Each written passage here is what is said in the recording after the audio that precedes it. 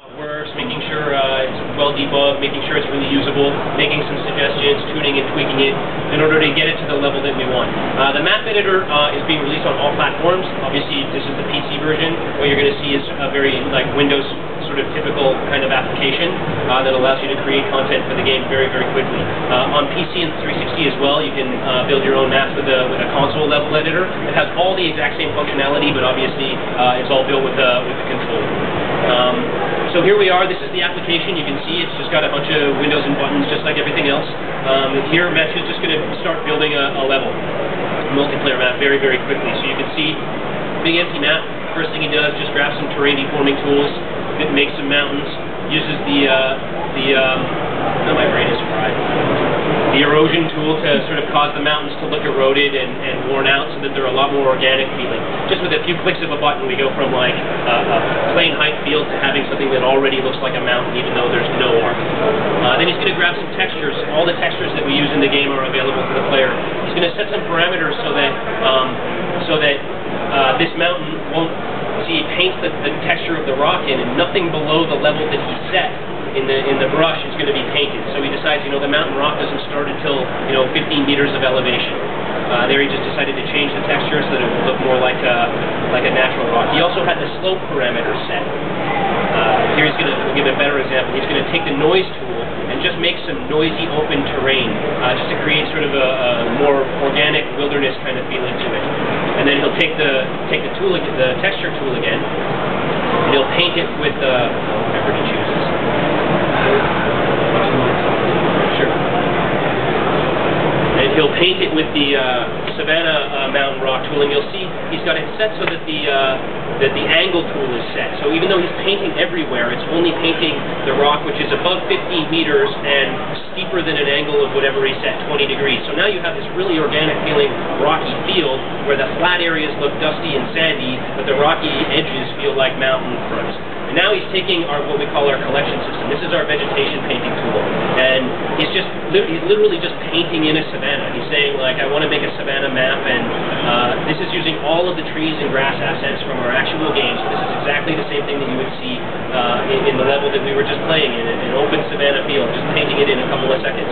The savanna collection system, and all of the collection systems in the game, we have them for every biome, every natural environment you would see, are built based on rules. Even in the real game, we don't place every tree by hand. We have a rule that says when I put a savanna here in this what we call collection system, it places a big tree, and then there are certain smaller trees that cluster under it because they live off of the dead leaves and branches, and that's how it looks. It just looks very procedurally generated. Now you can see, just literally in 90 seconds, he created a very quick level that doesn't have very much art, but now he's walking around in it. That's a very important tool for us as well as for players, and it's important for game developers. You need to be able to iterate. If you can't just pop in, make a change, pop back out, test it, back in and out, in and out, in and out, you're not really making a game, you're making a movie or something. So he just quickly, in 90 seconds, made himself a savanna. Let's say we didn't like this savanna. Let's say we said, this would be cooler if it was jungle. So now, all he has to do is select the collection system that he had in there and swap it for a jungle collection system, and it just repopulates it with jungle. And say he says, okay, but I use savanna ground and I use savanna rocks, so I'm going to change the textures and make it like jungle rocks and jungle grass.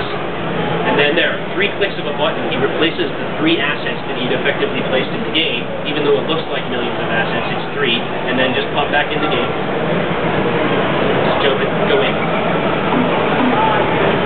And you'll see now, the sound has been dynamically changed. You can hear the parrots chirping in the bushes, you can hear the monkeys squealing, and now it's got jungle assets. It's got jungle big leafy plants and big jungle trees.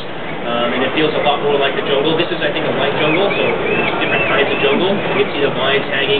All of that stuff just created in an instant. Now we've got a jungle. Let's put a road through there, and let's put some buildings in there. So he's going to take the road tool.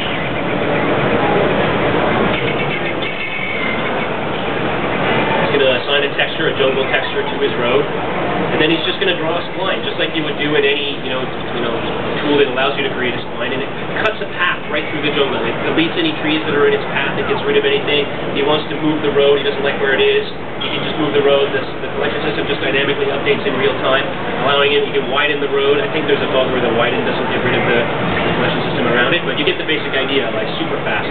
If he wants to delete the collection system, say he wants to make a clearing to put some, jungle houses or, little shacks or whatever, he always does it differently, so I don't know what he's going to put in there. Oh, he's going to put in a... Oh, so he's going to make this kind of a sandier clearing in the middle of the jungle. And then he's going to start putting in some assets. So these are like some colonial buildings, different kinds, different shapes.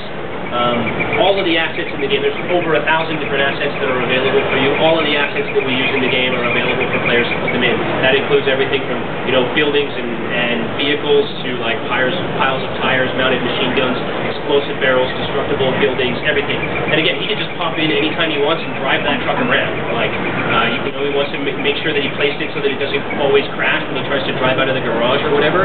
Just pop in the game, jump in the car, and it's just like you're running the game, right? He's driving the game. All the sound, everything's already there. And then he pops back out, and the car is back where he placed it instead of where he drove it to.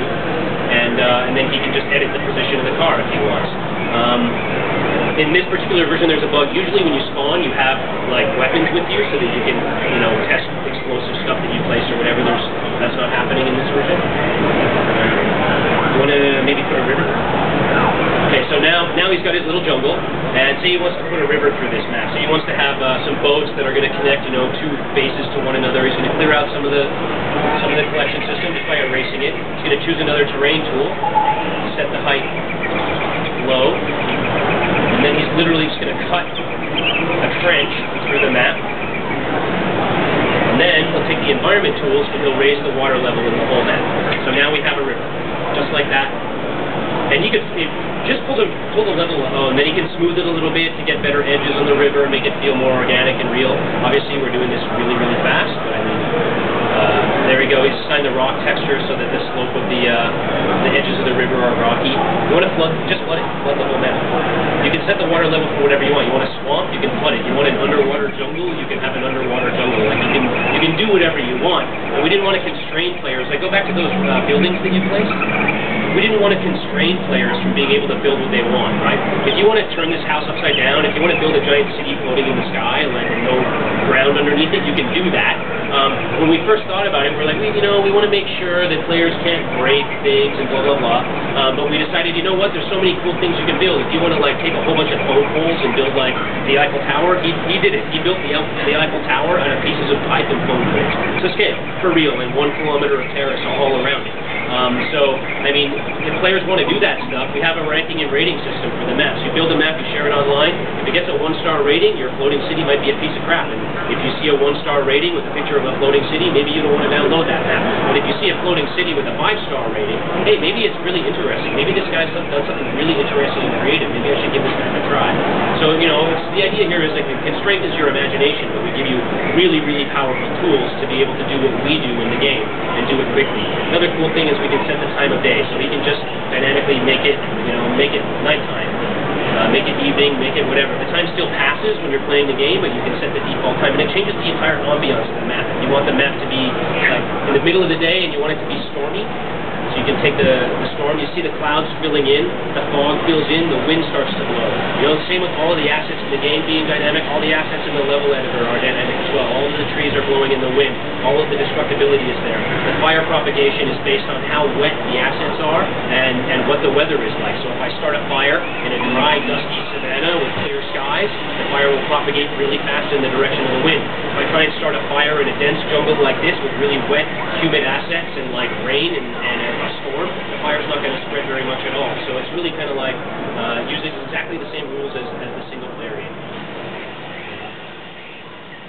We've got a couple more minutes.